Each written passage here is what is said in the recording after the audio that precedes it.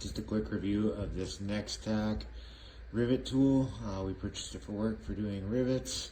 We do not a lot, so this was a good cost-effective option. Just gonna open it up so you can see it. Comes with the instructions.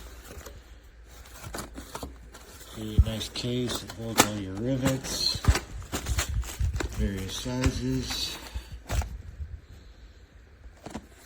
and then the actual rivet tool itself has a container to capture your rivets, and we're just going to show you how it works here in a minute. So we got a 1/4 inch rivet in there right now. This will do from 3/32 to 1/4 inch, so it does give you a large variety of selection. Comes with the various heads that screw onto the handle. I'll just show you how it'll work. So you can see the rivet expanding. Normally you'd have this inserted into your drilled hole, so you wouldn't be getting this effect where I have to put it back in. But just to show you that it does work.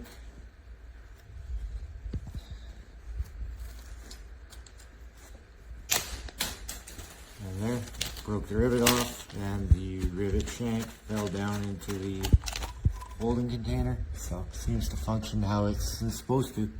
I'll let you know as we use it some more.